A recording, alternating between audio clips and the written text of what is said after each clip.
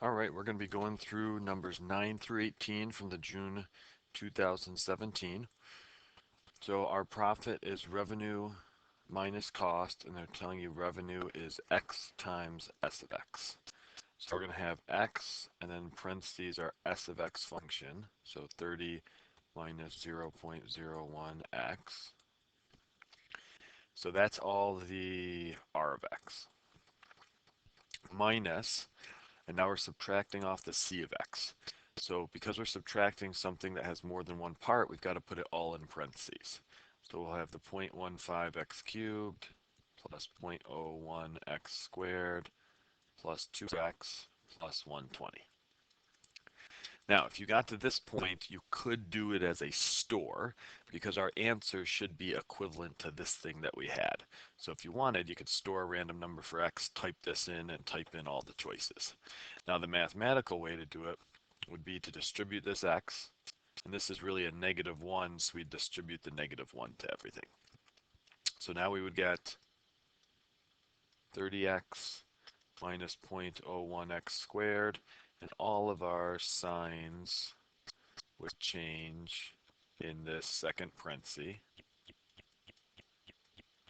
When we go to combine our like terms, we've got a negative 0.15x cubed. So that rules out the first choice.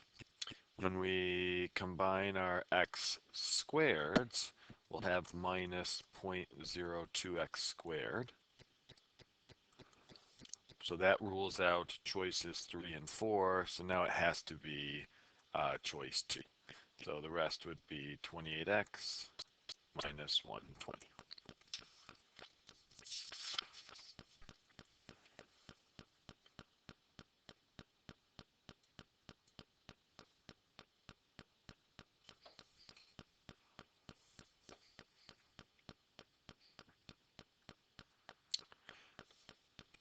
So in this one, which was quite a lot of reading,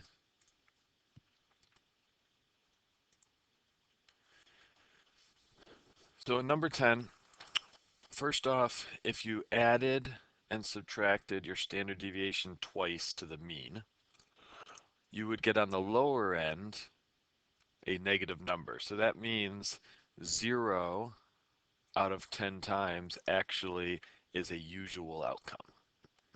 So therefore, that alone would tell us that it's a fair spinner. So that would rule out choices 1 and 2, which said it's likely unfair. Now, of the two choices remaining, we need to see which one helps prove that it's not unfair. And if we look here, 20 out of 100, because it was 100 times done, so 20% of the time, people are not getting any sixes. So it's not rare really. It's 1/5 of the time that no one's getting any sixes. So that's why it ends up being choice 3.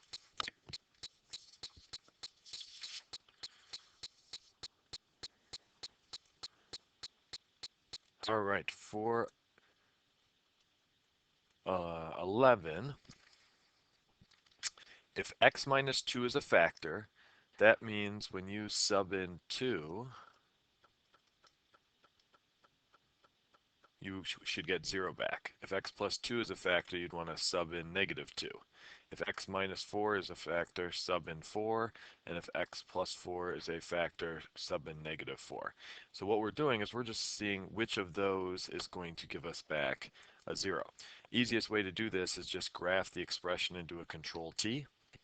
When you do your control T, you end up getting that 2 gives you back 0, -2 gives you back 16, 4 gives you back 184, and -4 gives you back -216. So if the 2 gave us back 0, that means the x minus 2 is our one that's a factor. And that's used what's calling our remainder theorem.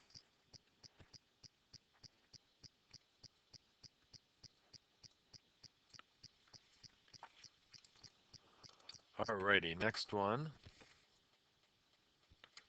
Sine is opposite over hypotenuse. If sine is negative based on ASTC, we must be either in the third quadrant or the fourth quadrant.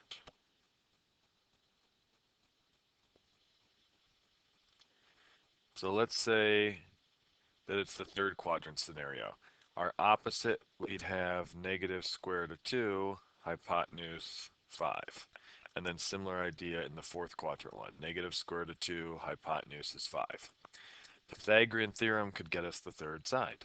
So we'd have negative square root of 2 squared plus b squared equals 5 squared. Well, that's going to give us 2 plus b squared equals 25. Subtract the 2 over, and you get b squared is 23. Take your square roots, you get b is square root of 23. Because this one went left, this would be negative square root of 23. Since this one went right, it would be positive square root of 23. Now from our reference angle, we want cosines. We'll just do adjacent over hypotenuse. In the one in the third quadrant, your a over your h would give us negative square root of 23 over 5. And in the fourth quadrant one, that'd give you positive square root of 23 over 5. So that ends up giving us choice 2. The other way you could have done this problem is you could have filled the negative square root of 2 over 5 in for sine theta, and you would have had negative square root of 2 over 5 squared plus cos squared theta equals 1, and then you could have worked to get the cos square or the cos theta by itself, and that could have gotten you choice 2 as well.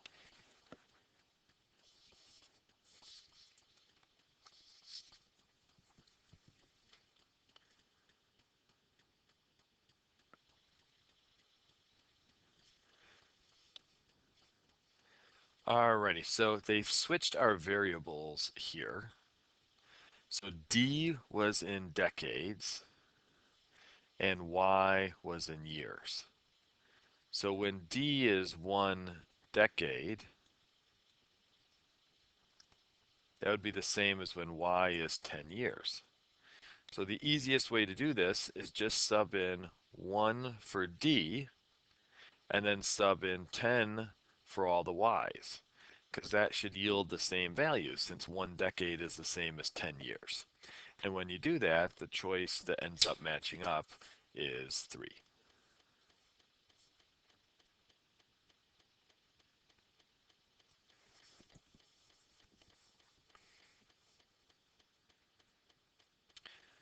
All right, we want to tell if we're independent or dependent. Mutually exclusive isn't something that's in part of the curriculum, so that's not something that we would have to worry about. So it's either going to be essentially choice 1 or choice 2. So blue eyes is 0.25 times probability of blonde hair is 0.5, and we'll have equals with a question mark. The probability of both at the same time is 0.125. So if we bring down the 0.125, if we multiply out the left, you do get 0.125. This was the test for independence. It ended up working out, so that means those are independent. So it was choice 2.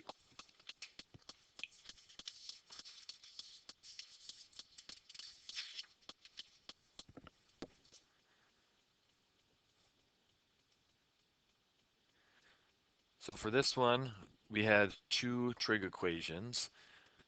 Remember, your calculator needs to be in radian mode. On test day, we'll have you in test mode in radian mode, but on your individual calculator, when you're just doing practice problems, got to make sure you're in radian mode. So we had the Bar Harbor and the Phoenix ones. So if one was going to be true, that means the distance between the max and the min needs to be greater in Bar Harbor than in Phoenix.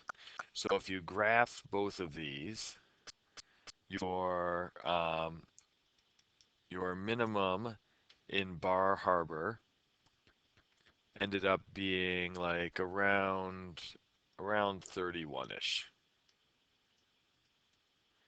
and your max in Bar Harbor was around 79-ish. And for Phoenix, the minimum was around 66-ish, and the max was around, let's see, 107-ish. So the gap between the min and the max for Bar Harbor is around 48. The gap the gap between Phoenix's max and min is around 41. So we want to know which one cannot be concluded. So we want to know which one is wrong. Well, this just showed, and again, this is an 8 here, that Bar Harbor's gap between max and min was more than Phoenix's. So we can rule out choice 1. The midline for Bar Harbor is 55.3. Well, that's just that vertical shift was added on the end.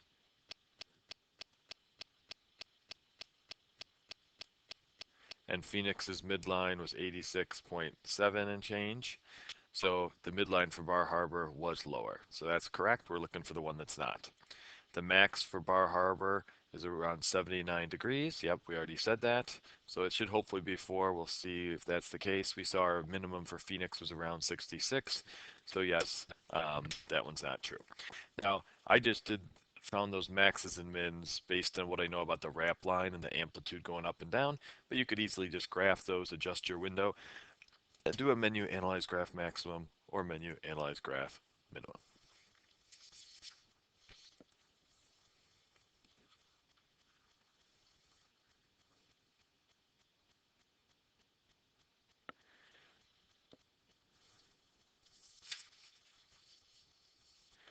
Notice here we have equivalent. So what you could do is write out what they tell us. So 1 divided by the 6th root of x. So you have 1 divided by 6th root of x. You could now store a random number, type in that 1 divided by 6th root of x, type in the 3 choices, see which gives you the same thing.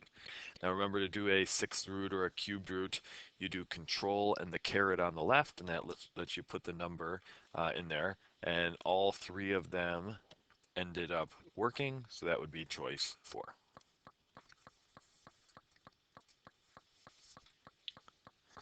All right, if we get a question like 17 on the test, we want it to hopefully be a guaranteed 2 points. You do menu, or first off, graph one of them. So say you graph the first one.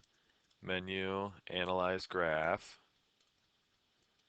analyze conics, and then start by just selecting foci and see if it's 1, 2, and then you can do the same steps and then select directrix, see if it's got the y equals -2.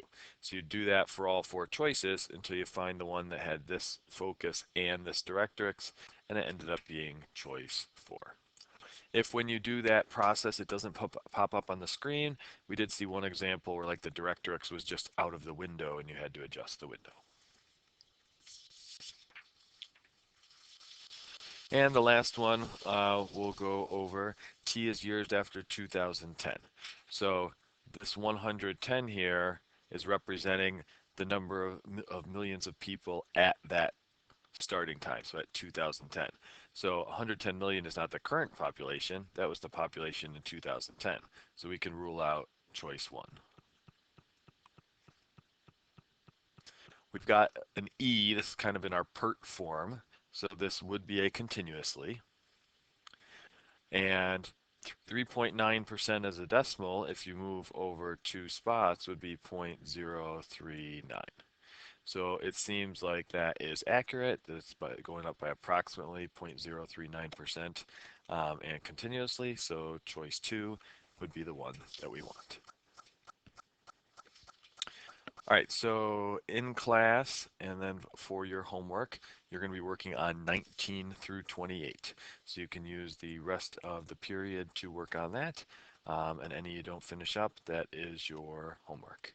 Have a great rest of your day.